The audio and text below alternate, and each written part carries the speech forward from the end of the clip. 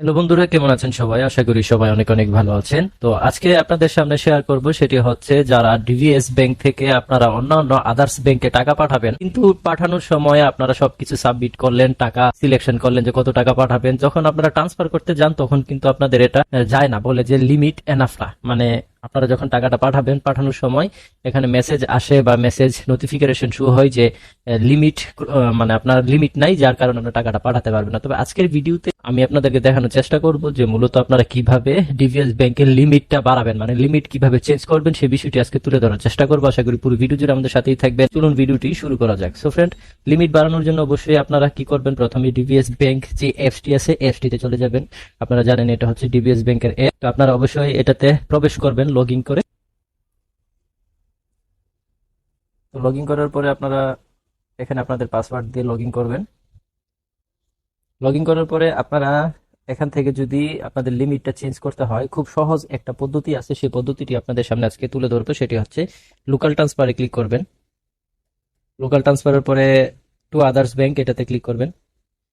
তারপরে উপরের name plate আপনি যা খুশি একটা নাম লিখলেন, সাপোজ আমি আপনার এমনিতে একটা টাইপ করলাম। তারপরে সিলেক্ট ব্যাংক, সিলেক্ট ব্যাংকে যে আপনারা সাপোজ আমি ইউবি দিয়ে দেখাচ্ছি, কারণ যেহেতু আমারটা ডিভিএস বা পোস্টবি, সেই ক্ষেত্রে আমি ইউবিতে যদি টাকাটা ট্রান্সফার করি তাহলে সেই ক্ষেত্রে এটা কিন্তু আদার্স ব্যাংক বলা যায়।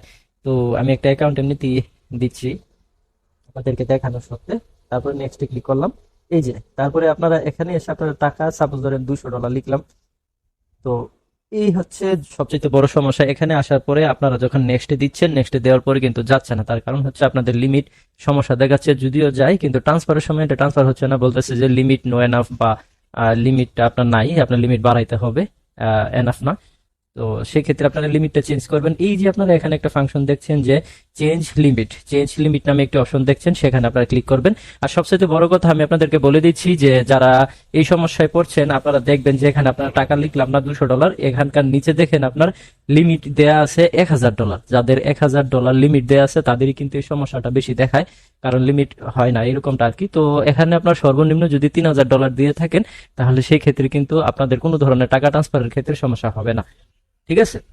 তো এই হচ্ছে বিষয়টা। এখন আপনারা চেঞ্জ লিমিটে যদি ক্লিক করেন, এই যে চেঞ্জ লিমিট, আপনারা তারপরে এখানে সিলেক্ট করবেন এই যে সেট লিমিটে ক্লিক করার পরে এখানে দেখেন যে লিমিটের অভাব নাই।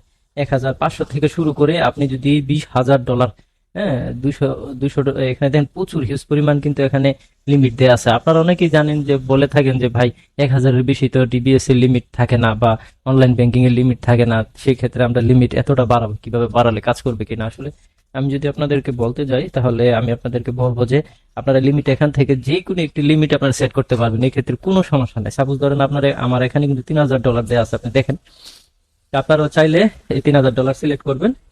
সিলেক্ট করার পরে আপনারা এখান থেকে সাবমিট করে নেবেন। সাবমিট করলে দেখবেন যে আপনার যে টাকা যে ট্রান্সফার, সেক্ষেত্রে আর কোনো সমস্যা হবে না। আশা করি আপনারা বুঝতে পারছেন যে কিভাবে আপনারা টাকা ট্রান্সফার করবেন, যেভাবে লিমিট চেঞ্জ করবেন কিভাবে, সেই বিষয়টা আপনারা ক্লিয়ার হয়ে গেছেন।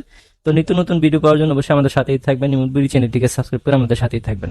সবাই মোস্ট ইম্পর্টেন্টলি ফুটিতে থাকবেন। টাটা।